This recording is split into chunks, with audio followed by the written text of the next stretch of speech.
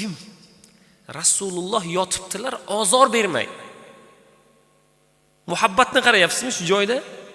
Bu joyda muhabbatni kitoblardan, tarixdan o'qib turib, eshitib turib, Maşallah bugun mana shu holatda biz kimga muhabbat ko'rsatyapmiz? Ta'ziqlar, ozorlar, sinovlar, muammolar turib beryapmiz. Bir o'ylaymanki, faqat dunyo. Dunyoga shunday muhabbat qo'yganmizki, bunaqangi ta'ziqlar, qiynoqlar, azoblarga faqat dunyo uchun inson turib beradi. Zamonasida sahobalar payg'ambarimiz uchun turib bergan.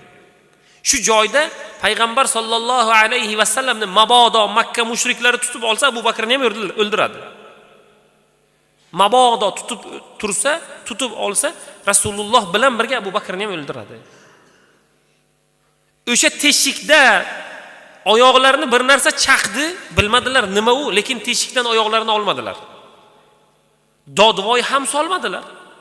Rasululloh uyg'onib ketmasin deb. Og'riqdan ko'z yoshlandi. Ko'zning tomchisi Rasulullohning yanoqlariga tushdi, Rasululloh uyg'ondilar. Aytdilar: "Ey Abu Bakr, nima bo'ldi?" Bilmadim, mana bu teshikdan bir narsa ozor bermasin deb oyog'imni qo'yuvdim, u yoqdan bir narsa chaqdi. Teshikdan shunday oyoqni olsalar ilon.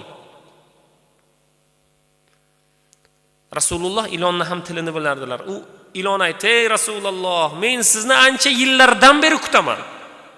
Men bir joyda sizni tarixingizni aytayotgan vaqtlarda mana shu g'orda Rasululloh yashirinadilar.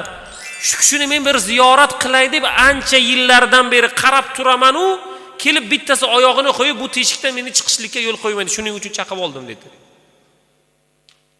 Men sizni bir ziyorat qilay deb necha yillar oldin sizni kelishingizni kutib turibman mana shu joyda dedi. Men boshqa joydan kelgan ilonman dedi. Rasululloh bir tupuklarini